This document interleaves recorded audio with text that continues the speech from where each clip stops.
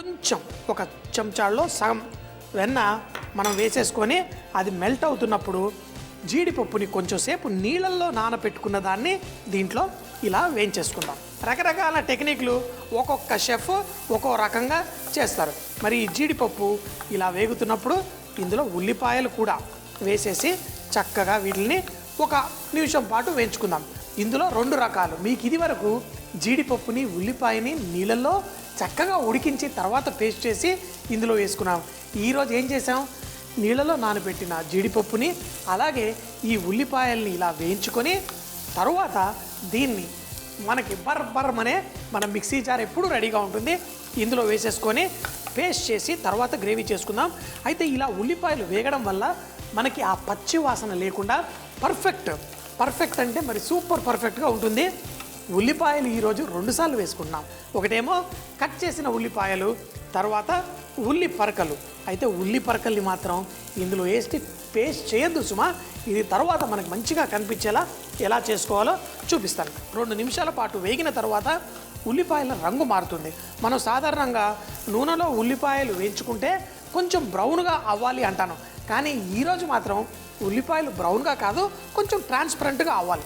Transparent అంటే ఇది ఉల్లిపాయలు కొంచెం కుక్ అయిన తర్వాత దాంట్లో పచ్చితనం పోతుంది. గ్రైండ్ చేసుకున్నప్పుడు దాని పేస్ట్ కూడా భలే కమ్మగా తయారవుతుంది. ఉల్లిపాయలన్నీ మనం వేసినవి చక్కగా విడిపోతూ మనం వీటిని ఇందులో కుక్ చేసుకున్నాం. అంతెందుకు, మనం కోడిగుడ్డు పొరిటే ఇలాంటివి చేసుకున్నప్పుడు ఉల్లిపాయల్ని ఒట్టిగా ఇలా వెన్నలో కొంచెం వేయించేసరికి ఉల్లిపాయకి ఒక మంచి స్వీట్ ఫ్లేవర్ వస్తుంది. దాంట్లో కోడిగుడ్డు వేసుకుంటే అదిరిపోతుంది కదా. ఇవైతే పెద్దగా కట్ చేసుకున్నాను. జీడిపప్పు అవి కూడా లైట్గా కలర్ వస్తున్నాయి, ఏం పర్లేదు. ఇలా చేసుకున్న తర్వాత స్టవ్ కట్టేసి తర్వాత దీన్నంతా మనం మిక్సీ జార్లో వేసేసుకుందాం. చూడండి ఎంతో సింపుల్. ఈ ఉల్లిపాయలు ఎందులో వేగాయి, వెన్నెలో. వాటిని మనం మిక్సీ జార్లో వేసి ఆహా ఎంత కమ్మటి సువాసన. వెన్న కొంచెం ఉల్లిపాయలు వేగితేనే సువాసన. అందులో వెల్లుల్లి వేసుకుంటే అదొక రకమైన అద్భుతమైన సువాసన. ఏం పర్లేదు, మంచిగా టేస్టీగా సూపర్గా దీన్ని పేస్ట్ చేసి మనం హరా ప్యాజ్ ముర్గి అంటే చికెన్ని మన ఉల్లి పరకలతోటి అద్భుతమైన టేస్టీ డిష్ తయారు చేస్తున్నాం. ఇదే గిన్నెలో కొంచెం మన న్యాచురల్ రిఫైన్ సన్ఫ్లవర్ ఆయిల్ వేసుకుందాం. మరి న్యాచురల్ రిఫైన్ సన్ఫ్లవర్ ఆయిల్ అనగానే ఏంటి, నేచర్లోని కమ్మదనం, ప్రతిదీ ప్రత్యేకం అంటాం కదా. ఇదే నూనెలో మనం ముందుగా చికెన్ ముక్కలు వేసేసుకుందాం. చికెన్ ఎప్పుడైనా చక్కగా సాఫ్ట్గా టెండర్గా రావాలి అంటే ఏం చేయాలి, ముందు రోజు తీసుకొచ్చి నీళ్ళల్లో పెట్టేసి మనం కొంచెం ఉప్పు వేసుకుంటే సాఫ్ట్గా అయిపోతుంది. ఈ చికెన్ ముక్కలు వేయగానే లైట్గా నూనెలో ఇలా వేయించుకొని దీంతో పాటు మనం ఏంటి అల్లం వెల్లుల్లి ముద్ద ఇందులో వేసేసుకుందాం. అలాగే దీంట్లో పసుపు కూడా కొంచెం ఇందులో వేసుకొని ఇది లైట్గా వేగుతున్నప్పుడు ఈ ఉల్లిపాయలు జీడిపప్పు పేస్ట్ వేసుకోవచ్చు. కానీ ఇప్పుడు మనం కారపొడి కొంచెం జీలకర్ర పొడి కూడా ఈ చికెన్తో పాటు వేసేసుకుంటే చక్కగా కుక్ అయిపోతుంది. కాబట్టి ముందుగా కొంచెం కారపొడి, అయితే డైరెక్ట్ నూనెలో వేసే బదులు ఈ చికెన్ ముక్కల మీద వేస్తే ఇది మాడకుండా పర్ఫెక్ట్గా ఉంటుంది. అలాగే కొంచెం అంతా జీలకర్ర పొడి కూడా వేసేసాను. ఈ చికెన్ని చూడండి, చికెన్ పైన కొంచెం కారం మసాలా పడగానే ఎక్కడ లేని రుచి వచ్చేస్తుంది. ఇప్పుడు ముందుగా మనం చేసుకున్న ఈ పేస్ట్ని ఇందులో వేసుకుందాం. మంచి టేస్ట్ దీనికి వచ్చేస్తుంది.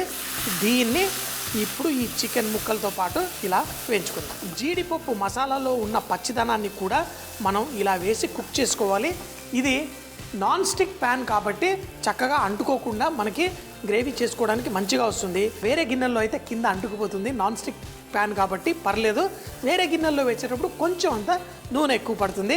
ఈ చికెన్ ముక్కలతో పాటు ఈ మసాలా కొంచెం కుక్ అయిన తర్వాత ఇందులో మనం కొంచెం అంత టమాటో ప్యూరీ కూడా వేసేసుకుందాం. మన దగ్గర టమాటో ప్యూరీ కూడా రెడీ ఉంది. కొంచెం టమాటో ప్యూరీ, అయితే టమాటాలు వేసేటప్పుడు కొంచెం జాగ్రత్తగా, బాగా పుల్లగా ఉంటే కొంచెం తక్కువగా వేసుకోండి. టమాటాలు కొంచెం తీయగా ఉంటే ఒక ఫుల్ టమాటో ప్యూరీ వేసుకున్నా సరిపోతుంది. దీంతోపాటు సన్నగా తరిగిన పచ్చిమిరపకాయలు, అలాగే చిటికెడంతా గరం మసాలా కూడా వేసేసుకుందాం. వేసి ఇప్పుడు మీకు ఇది డ్రైగా కావాలా గ్రేవీగా కావాలా అని, అయితే ఇందులో మనం కొంచెం పాలకూర కూడా వేయబోతున్నాం. అందుకని చెప్పేసి ఫస్ట్ కొంచెం లైట్ గ్రేవీలా కొన్ని నీళ్లు పోసేసి తర్వాత దీనిపైన మూత పెట్టి ఒక 5-6 నిమిషాల పాటు కుక్ చేసుకుంటే మన చికెన్ కూడా పర్ఫెక్ట్గా కుక్ అవుతుంది. మూత పెట్టేసి కుక్ చేసేసుకుంటున్నాం కదా అని ఏంటి వెళ్ళి టీవీ సీరియల్లో మునిగిపోయి చూడమాకండి, కింద అంటుకునే ప్రమాదం ఉంటుంది. దీని మధ్యలో ఒక 2-3 నిమిషాలకి లైట్గా కలిపేసుకొని చికెన్ కొంచెం టెండర్గా అయ్యేంత వరకు కుక్ చేసుకుందాం.